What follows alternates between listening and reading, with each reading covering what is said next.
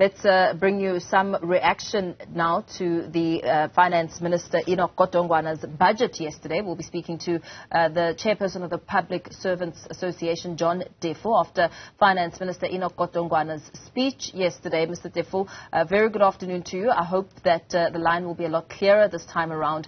As the Minister tabled the country's budget yesterday, as the public sector workers, you had already made some moves, handing over a memorandum to the government, warning of this indefinite strike as negotiations around the public servants' wages unravel. What was your reaction? Talk to us about that.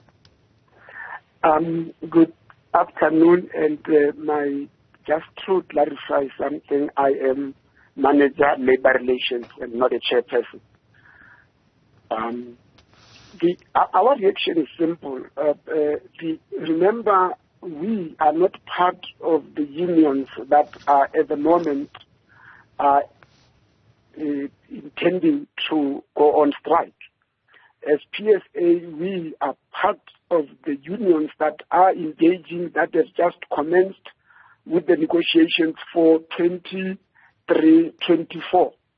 And we understand the part where the minister said he could not place a figure to allow the collective bargaining process to unfold.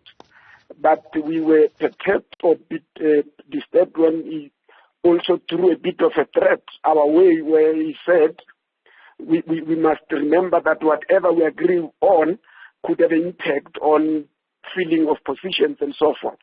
That our reaction was just that he correctly stated that we have not concluded the agreement. Therefore, no figure could be placed subject to the conclusion of our engagement. So some of the minister's exact words in his speech was really specifically noting that this was not an austerity budget. What does that mean to you, and how does it resonate with workers? To say it was not an austerity budget, he was basically trying to justify it being an austerity budget.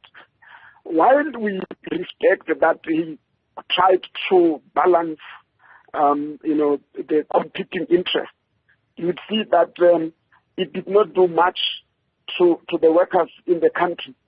To pick just two things which are problematic, you look at the budget that is allocated to SAPS of 7.8 billion to appoint at least 15,000 police trainees. That is against the need of around, in 2021, we had already said we needed 80,000 more police officers. Today, taking into account natural attrition and so forth, the figure could be, and population growth, the figure could be at 120. So it's 120,000. So therefore, if you look at that, already it's a problem.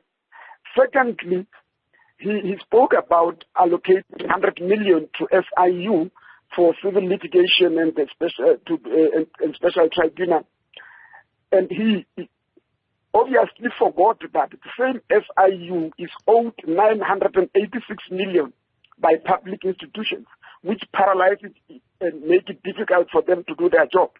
And health was the last point that I want to make.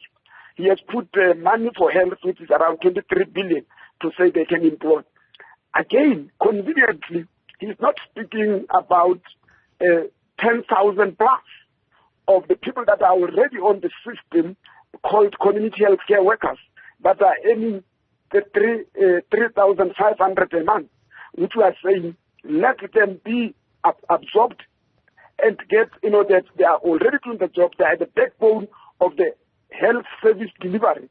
So for us, his budget is actually missed to deal with critical issues, particularly when it comes to workers. And we could conclude that, as PSA was saying, his budget did not give much confidence and hope to the poor. It leaves them still out in the cold. You have continued to say that government is simply just not coming to the party. Just recently, we know that the public service unions decided to withdraw from the Public Service Coordinating Bargaining Council process. That in itself doesn't show much confidence in these talks. Unfortunately, where we are, there is a huge trust deficit between us and the employer, and we're trying to find one another. Like we say, we have commenced with the salary negotiations against that background, understanding that if you look at what happened over the last 4 years, the public servants are the biggest losers. It is on that basis that we now even want to move to say whatever that must be agreed upon must be something that is above inflation, because otherwise you make life more difficult for the public servants that are already struggling.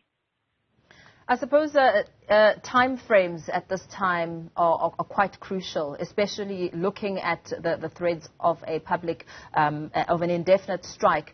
Where are you standing in terms of planning and any sort of response that you're getting? What is the position that you find yourself in at the moment?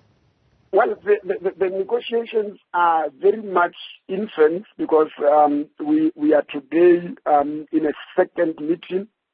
And you've noted that in the previous meeting, the offer that the employer made, or the opening offer, was an offer of